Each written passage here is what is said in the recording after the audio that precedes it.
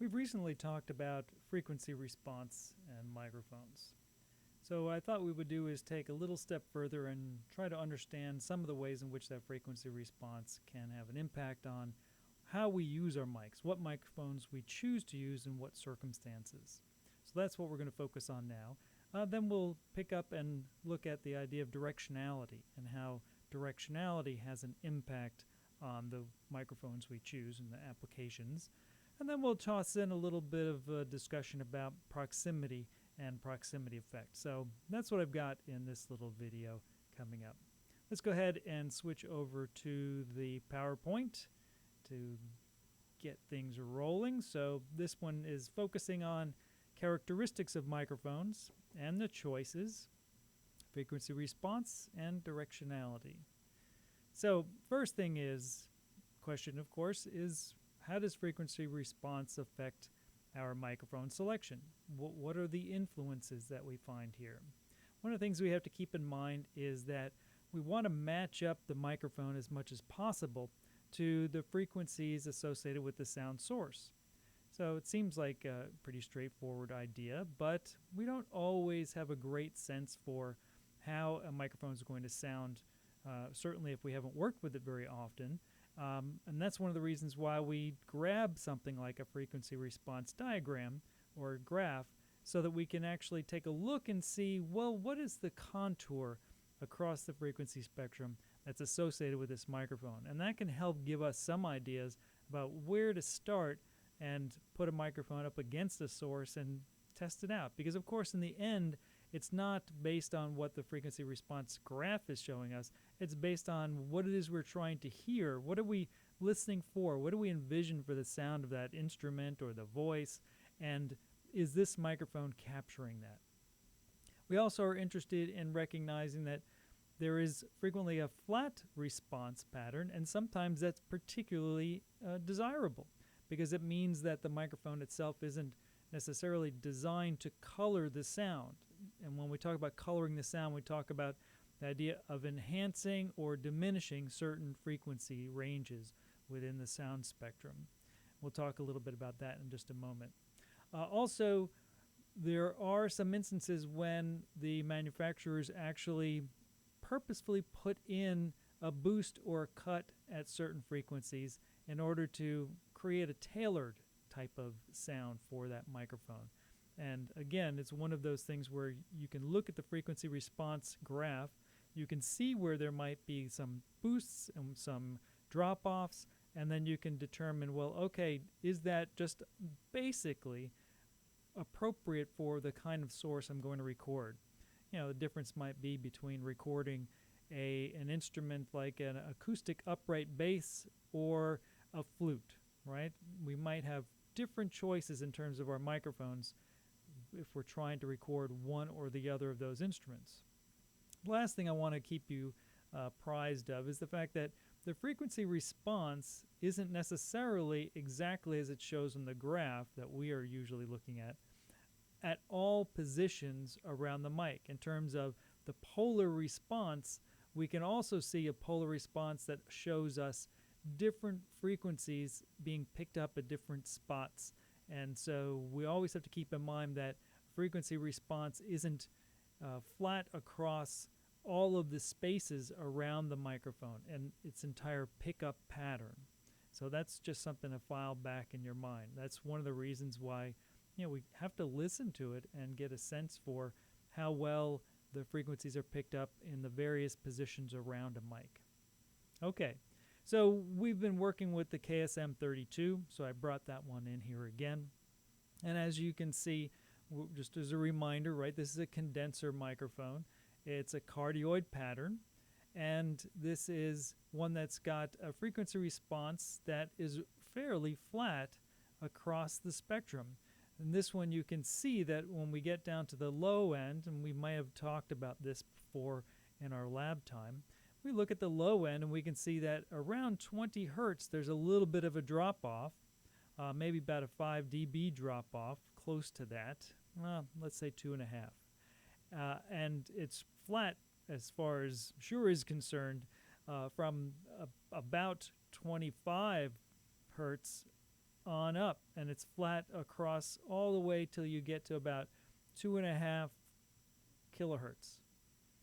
That's really quite flat. That's a really efficient microphone, meaning the level of sound we have coming in to the microphone at those frequencies is being reproduced at pretty much the same level. But when we get a little bit higher, you can see that there's a little bit of this wave effect, a little rippling effect. There's a couple of spots where there's some boosts, and they're in this range here. And if you remember our tonal characteristics, right, our tonal quality categories, we go from 20K to 10K, 10K to 5K, and that's our treble area. And we can see that there's quite a bit of this little extra activity going on here, boosting frequencies in that treble range. So this might be particularly chosen for the appropriateness of those frequencies. This is a 3K, 4K, 5K, 6K, 7K, 8K, 9K. So somewhere in here about 6, 7, 8, we're getting a little bit of a boost, and that makes it a slight bit brighter. And that's about a 2.5 again, 2.5 decibel boost. So it's just a tiny bit. So this is a microphone that's fairly flat across the board with a little bit of shininess on those or low range treble type frequencies. So there we have a sense for, okay, the appropriateness of this mic. Certainly we could use it for some low frequency instruments. We could also use it for mids and high frequency instruments. So it's quite a versatile microphone overall. We'll come back to this to talk about some of the extra tools we have associated with it, which then helps us understand these dotted lines here. But I'm not worried about that just yet. Okay, so let's go ahead and look at the next piece. This chart is oriented toward trying to give you a sense of the ranges of frequencies that we associate with different instruments. So if you look at the top, you can see that a piano is going to be covering a wide range of frequencies. And so it's about a little bit lower than 30 hertz, and it goes primarily up through almost 5 kilohertz. And then above that, the yellow is the harmonics, and we talked a little bit about those. Those are the frequencies that are emanating along with the fundamentals frequency, which means like when I touch a key on the instrument, an A, which might be 440 hertz, that 440 hertz is evident when we're playing that A, but there are also harmonics happening at the same time at 880 hertz and higher, and they're multiples of that fundamental, and some of those are more evident than others, and they go up higher in these frequencies. So we might be playing a 440 hertz note, but at the same time there's 880 hertz frequency still combined with it. And so that's our harmonics. Again, more information about harmonics still to come. But there's an idea. So if we have the KSM32, we know that it's solid down here in the low frequencies, and we're getting a little bit of a boost here in the harmonics. So it might be brightening it up in those spaces where those harmonics lie. So it might end up giving it some more color. If you look at low frequency like a pipe organ, this one's got quite a range. You can see from 30 to 16K just about. But if you look at some other instruments, like let's see the flute right here in the middle. The flute, we've got about 300 hertz, and our fundamentals are somewhere in the neighborhood to about 3,000 hertz, and then our harmonics afterwards. So an instrument that picks up really good low end may not be necessary here. We don't need the low frequencies with a flute. So we might choose a different microphone in order to capture the flute. Certainly a different one perhaps than we would be using on the piano or on the pipe organ, which has to make sure we're capturing those low frequencies well. Okay, we're going to skip along here. Now let's talk about the directionality in our selection of the mics. One of the things we have to keep in mind is what is the range of coverage that we need? And how quiet is that space? So if we're thinking about doing a recording of a chorus versus a lead singer, right? Our interest here with a chorus is trying to get voices as they blend together. So we're perhaps more interested in capturing more of those voices at the same time and allowing the natural mix that's occurring as the result of the conductor and the voices working together, as opposed to having narrowly focused microphones that are picking small sections and then having us as mixers try to mix it. So we might choose an omnidirectional or a group of omnidirectional mics to cover areas in a chorus, as opposed to using a cardioid microphone, which might be very narrow and pick up just one area and use many of those. So those are some interesting and difficult choices sometimes. And sometimes you'll just go out there and you'll decide, I'm going to try it out. Let's take a listen. Let's put these mics out there and listen to how they sound with the sound source. Of course, with a lead singer in a band, we're often trying to focus on that voice, and we're trying to minimize the impact of some of the sounds around it. And so we might be more inclined to use a cardioid microphone because we can be more narrow toward the voice of that lead singer, and we can do a better job of cutting sounds that might be in the space around that singer, so the voice is more present. When we talk about a lead singer with monitors, we're talking about somebody who's working on stage and has the speaker wedges down on the floor pointing up at them. And so those wedges are just speakers, basically, that are sending sound from other aspects of the band up into the air so that the singer can hear the different performers, their bandmates, more effectively. We don't see that as often now because there's been a much better improvement, I should say, in sound reinforcement, where they can wear the monitors in their ear, and that way they can get a good mix, and it keeps the sound level on the stage down, and things are a lot better, so you don't have to worry about it. But monitors, if their sound is coming up at the singer, we certainly want something like a cardioid, which is going to block off that sound coming from behind the mic.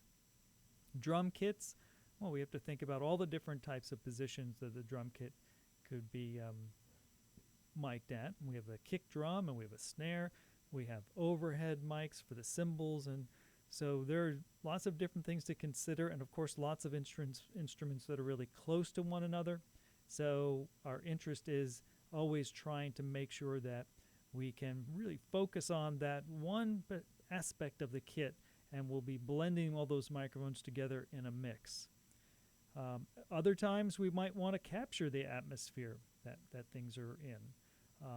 If you're doing a news piece and you really want to capture, let's say, a protest, you want to get the feel of being at the protest, the sounds of the street, the sounds of the people, an omnidirectional microphone is going to be much better for you, right?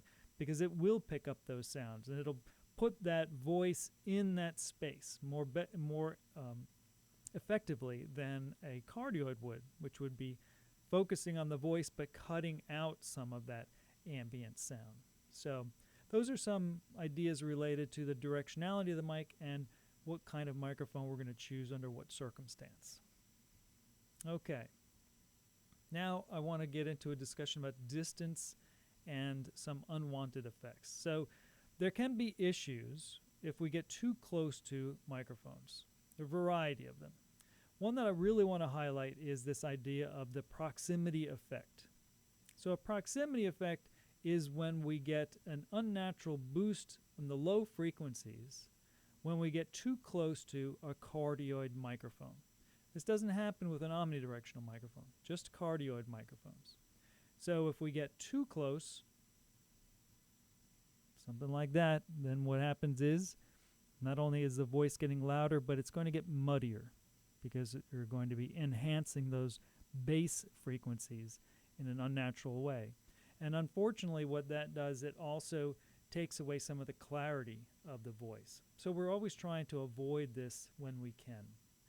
One of the ways to avoid it is obviously move farther away from the microphone. It's also helpful to use the microphone in an angle to the voice so that maybe it's about a 45-degree angle, and that way the sound that's coming out of the mouth is going past the microphone's diaphragm and not directly onto it. That's another way. And you can move the microphone into various positions around a voice or an instrument and try to judge based on listening where you're getting the best quality, you're getting the best character of the sound. So P-popping and sibilance or other unwanted sounds usually happening when you're getting too close to the microphone or related to the placement of the microphone in relation to the voice. P-pops are when you get a plosive, where you get consonants like P's and B's are being spoken, and there's a rush of air that comes out and it hits that diaphragm and it creates a little puff kind of quality to it. It's really distracting, and we want to avoid it at just about all costs.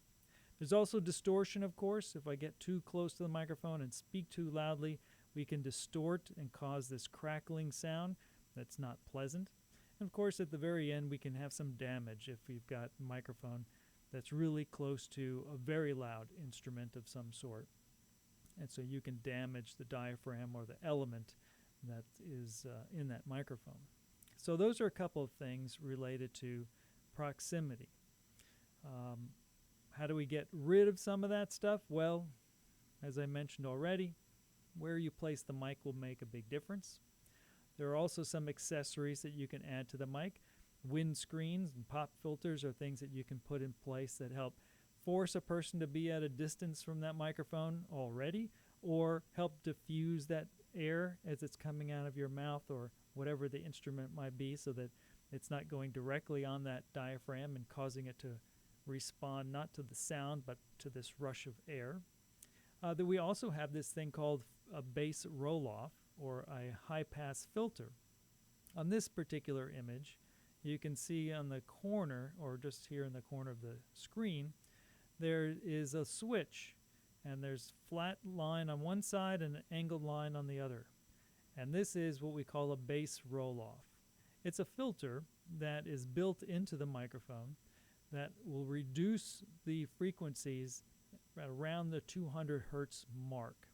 So it just rolls them off, make nice gradual decrease in those frequencies at that spot, and that way we can minimize, counteract proximity effect that might be boosting those at that time, at that point.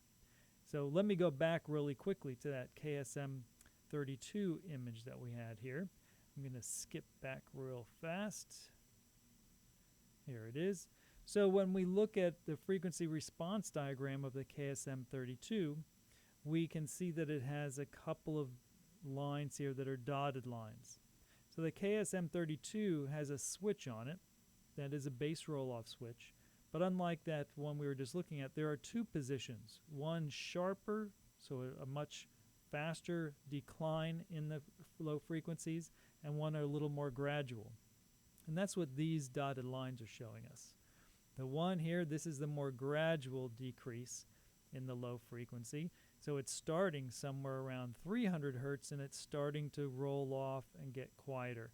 It's not going to be as responsive in these lower frequencies, right? Because we are putting a filter in place that minimizes those. And then if we have the sharper cut, we have it cutting at 100 hertz, but much more dramatically, a much sharper cut in the frequencies and those low ends. So that is a reflection of how the mic responds when we are using the bass roll-off or high-pass filter. And that's what we've got indicated in this list here, the bass roll-off. So that pretty much sums up this part of it. We talked about the frequencies and how they might relate to choice. We talked about directionality and how it might relate to choice. And we just wrapped up with this idea of issues or concerns in relation to the proximity to a microphone, with that extra emphasis on the proximity effect